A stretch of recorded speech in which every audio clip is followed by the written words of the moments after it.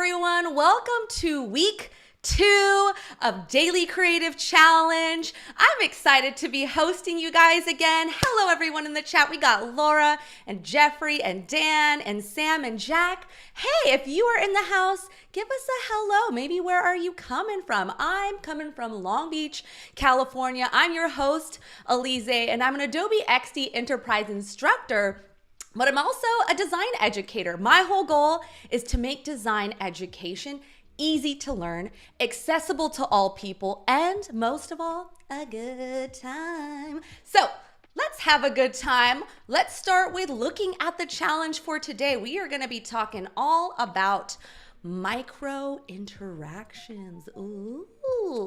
I don't have any sound effects yet, so I have to make all the sounds with my own voice. So behance.net/challenge/XD is where you can enroll into the challenge. The big blue button is where you can enroll. And this is going from November 8th to December 10th. The first 2 weeks we are live, and the second 2 weeks we're gonna do the replay of these episodes. So you actually have a whole month to complete these challenges. Plenty of time. All right, so underneath here is where you're going to see your unchallenges unlocked. And today we are doing the micro interactions. Click Get Started to get the Adobe XD file that I'm going to show you today, but you can also get XD here for free. You can also join the community to upload your work, share it with other people. I'll show you what that looks like real quick. This is Discord. Don't be scared if this is your first time. There's a lot going on, but just know that over on the left-hand side, we have the challenges channel under feedback, and this is where you can upload your amazing designs, get feedback from the mentors in the community, give feedback and love to other people. The other important one here is the tips and tricks over here under advice. I create a PDF for you guys every day, like a little extra learning lesson, and I upload that here into Discord for you guys to review while you work. Okay, now I want to talk about all your lovely designs. Okay, I was so excited to look through these today because I got to see your designs from Friday, but also just throughout the week. And so let's give some love to Abranil here. We've got a lovely landing page with some cute little ideas around, what it means to get a dog, how to match with a dog, frequently asked questions around this. Let's also look at this one from Rayhan. Oh, I like that this is really brings me right away into the scene, this cool hotel. And I like that you have a call to action right up top here. You're using the repeat grid, great. You've got some nice designs, great images, and you have included the testimonials, right? Which we said is really important for a high converting landing page. Why don't we look over here? Let's look at another one from the week. I just like this one. I see a lot of color, looks really fun. We are seeing the animations, the Lottie animations used for the onboarding screen. And I'm also seeing plus points for using neumorphism with this. So you are kind of using both of the UI trends. If you guys are just joining, we are talking about 2022 UI trends over these next few weeks because we're trying to get prepped and ready. And then let's look at this one here from Liana. This is from the music video experience. I think this was day 2. Challenge 1. Oh, nice. I like the classical take. I like the black and white. I like the strong red calls to action. It feels real vibrant and dark and moody kind of. I'm enjoying that. Yeah, Jeffrey, thanks for giving great work. Props to other people that are uploading their designs. If you guys want me to give you props as well and you want your work to be discoverable, over in the upper right-hand side in Behance, you can upload your project, include images, video, everything. And then under settings, you can just use the project tag XD Creative Challenge for that to be discoverable. All right, who's ready to talk about today's exercise? Challenge number 6. All right, so we are doing micro interactions. We're gonna talk about auto-animate, and we're gonna do it for a little to-do list app. Got some inspiration here from some to-do lists app. But you know, as per my style, I'm gonna give you a very quick introduction to what is a micro interaction? What's this all about? Who knows what micro interactions are already in the chat? And you're like, oh my God, easy breezy. Let me give you some advice in the chat right now. This is another trend that we're gonna continue to see in 2022, micro interactions. If you don't know what a micro interaction is, it's basically events which have one main task, one single purpose. So for example, in this one here in LinkedIn, if we pull and we try to refresh our feed, we're going to see this micro interaction with this movement of that refresh. So the system is telling us, oh, we know that you took that action and we're letting you know we're working on it. We're refreshing this page. This is from Nielsen Norman Group. They define micro interactions as something that the user is triggering or the system is triggering, and it's just really giving feedback to the user. I like to think about it as like Yoda, like that, something to guide you during the experience. Like the micro interactions help guide the user, help support the user throughout their experience, right? So where they're helping users see the results of their action, helping prevent errors, and helping to communicate statuses and providing feedback.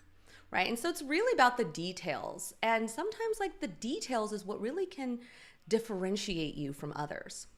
Let's look at some examples. So we have like an email notification. This is a system triggered event, right? Not from the user, the system triggered. Hey, you got an email. There's a little interaction here. Or this is one that's a user triggered event. So the user favorited this dress, like, oh, I love this dress, right? And then we have this little micro interaction that happened. Tiny interaction, the little heart went from filled to unfilled or vice versa. And then we have an example of what is not a micro interaction, which is a video player. This is considered a feature, not a micro interaction, but guess what? The little play button, that is a micro interaction. I click that little play button and it turns into a stop. Right? It turns into a little square to tell me, hey, yep, you clicked it. It's now changed. It's triggered an event. We recognize you. We've guided you here. So this is a way for you to help understand what ways that you can use micro interactions and its purposes. All right, this is the design we are working with today. This is a little to-do list, and I recommend that you guys make a little to-do list that's very personal for yourself. This was very personal to me. Like, I need to call the vet for my dog's medication. I need to clean my office. It's a mess. You can't tell right now in this screen. I need to buy some milk and eggs. I need to go live on Adobe, right? I have my personal tasks and professional tasks.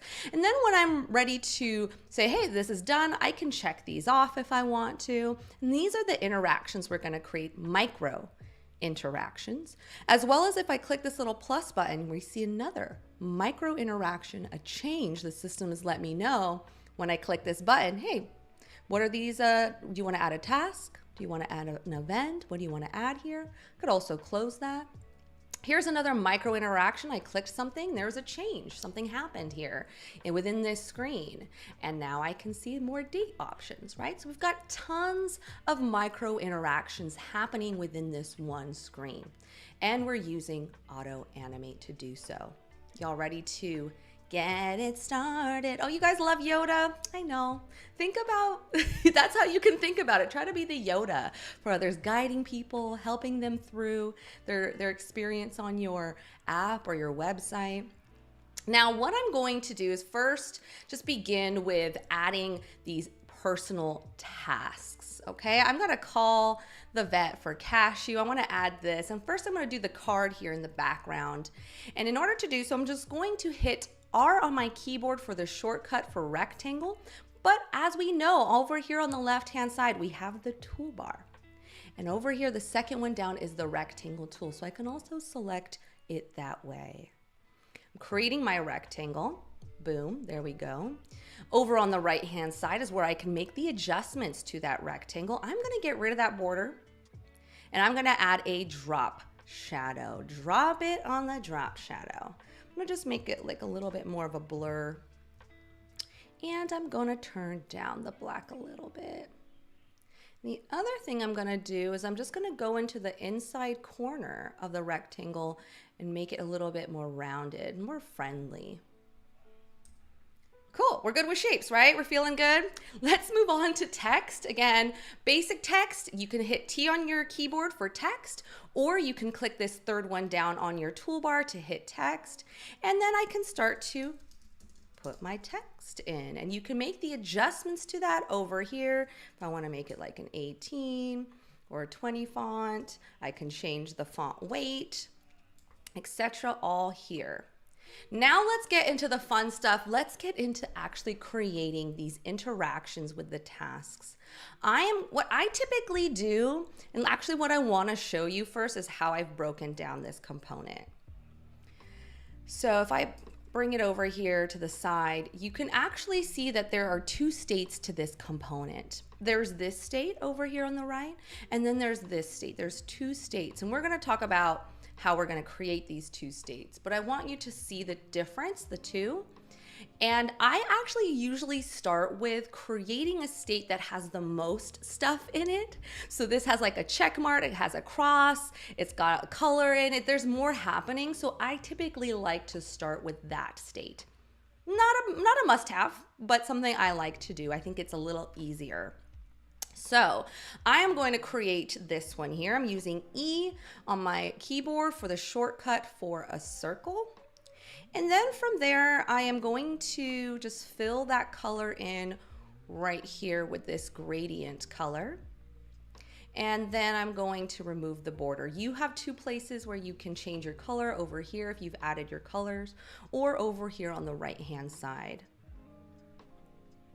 So now once I have that, I am actually going to add the little check mark.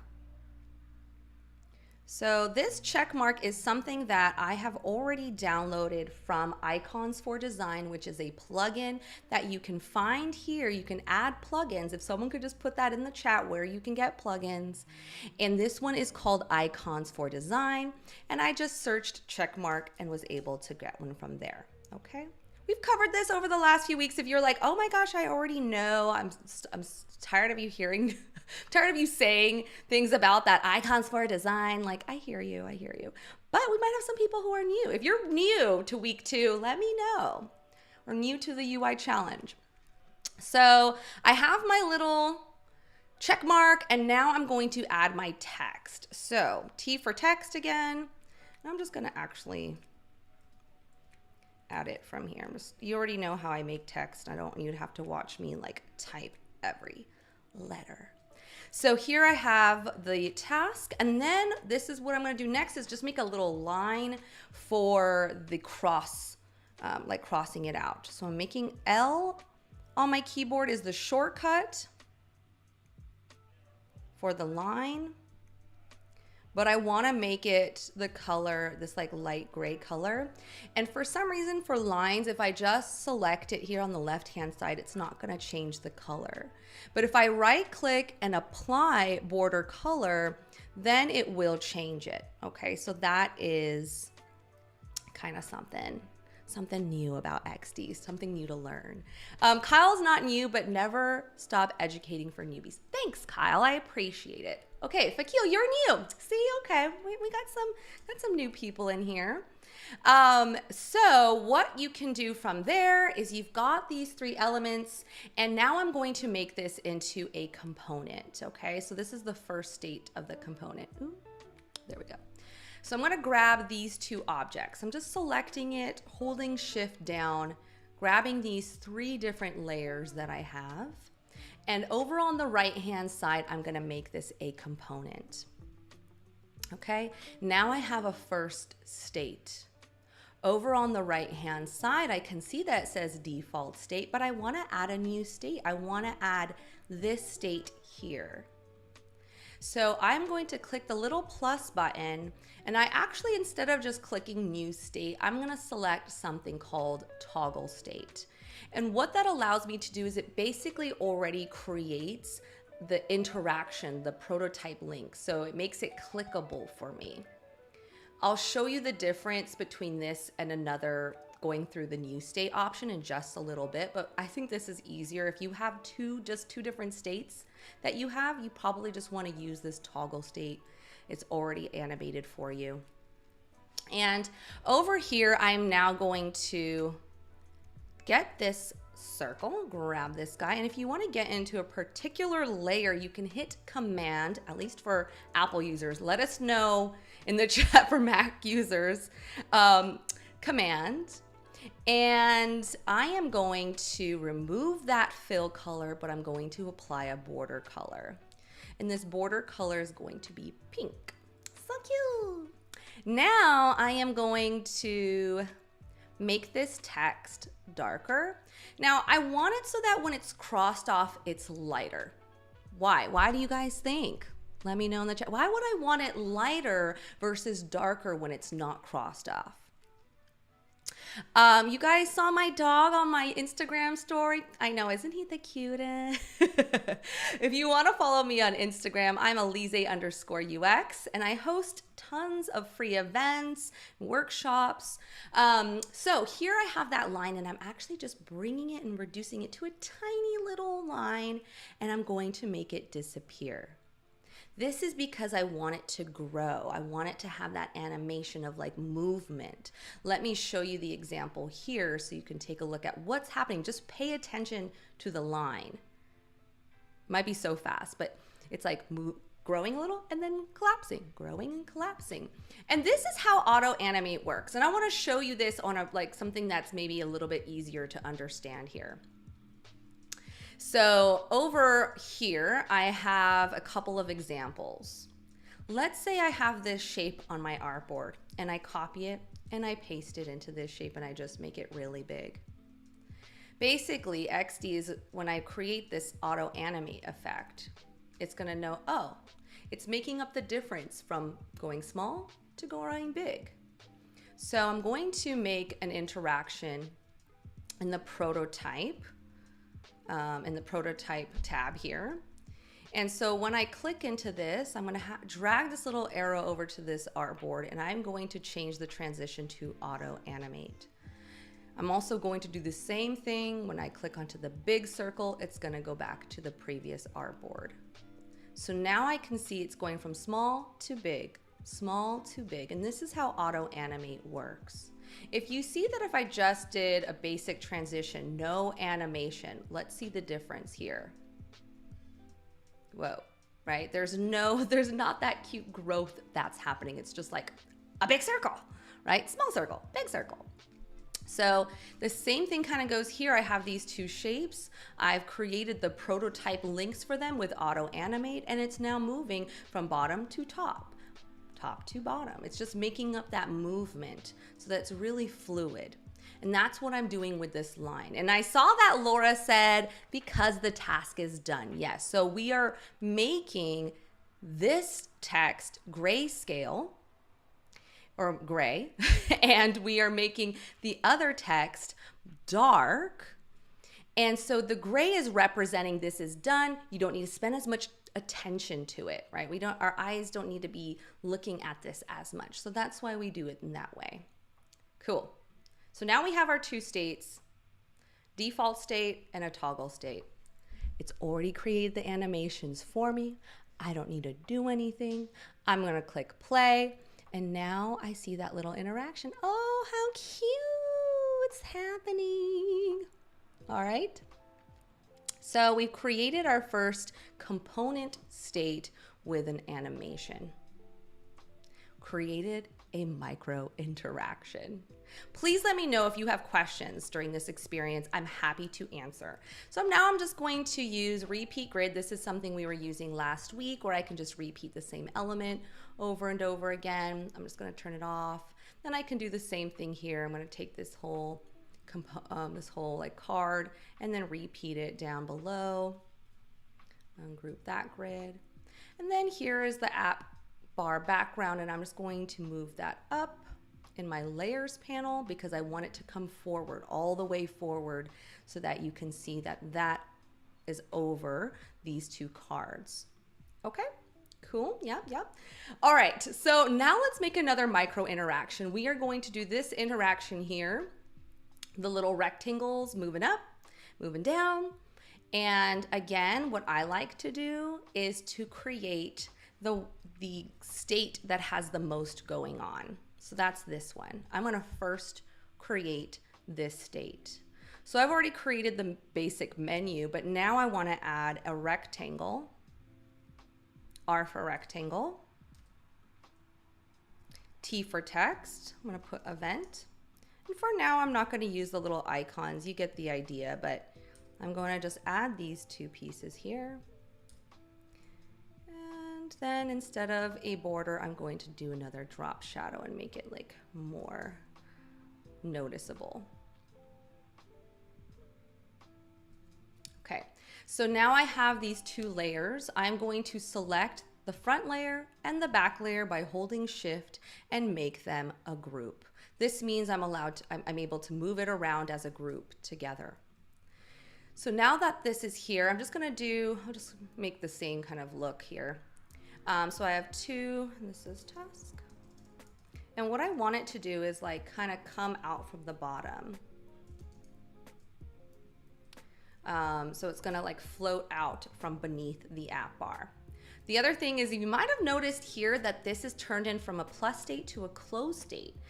When you hit the closed state, it's going to then collapse these two rectangles. So I am just going to take this plus sign and I'm just going to rotate it. I saw that Sam is putting a link for new people. If you are new, if all of this is like, oh my gosh, overwhelming, honestly, just play around with creating the circle, small circle to big circle, getting used to animation, movement with two artboards. If you want to move on from that, maybe just do this little state interaction. Just kind of move slowly at your own pace, whatever feels good to you. And then of course, you might want to start with the first challenge. Here, I'm now going to select these two groups and select this app bar and make it a component over on the right-hand side. Now this is one of my states and I want to create, I'll move it over here so you can probably see a little better. This is my one state and I want to create the new state where it all kind of collapses and it's now behind the app bar. So I'm going to go over to the plus sign and instead of clicking toggle state, I'm going to do new state. I'm going to show you that route. These here, these tasks, these groups, I'm going to bring them down where I want them to go. I want them to go from up high to down low. And actually what I'm going to do is I'm going to make them a little smaller. But I want them to go behind the app bar. So on the left-hand side, the second one down below here is my layers panel. And I'm going to make sure that the app bar is over those two groups so you can't see it. I want it to hide behind. Then what I'm going to do is I'm going to take those two groups and I'm just going to change the appearance all the way down to 0. You can't see them. And now I have these two states here, this state and this state. And I'm just going to actually, I forgot to make this a plus sign now instead of a X.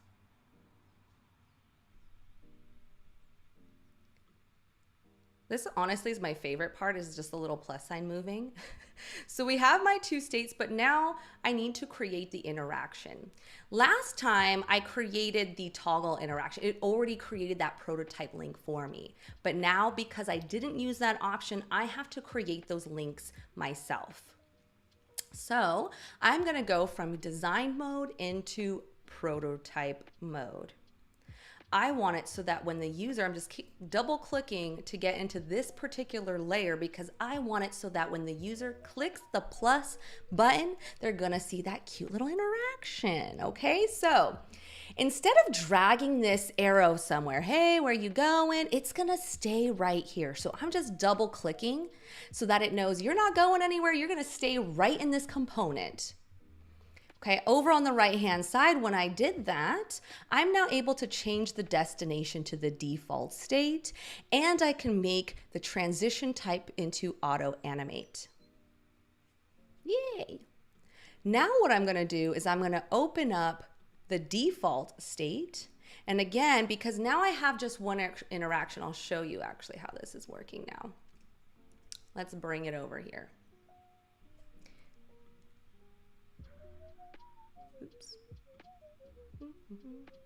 So here, when I have this plus button, it's moving up, right? It's coming up from the bottom. How cute! But now it's not doing anything when I close it. So you actually have to create both of those interactions.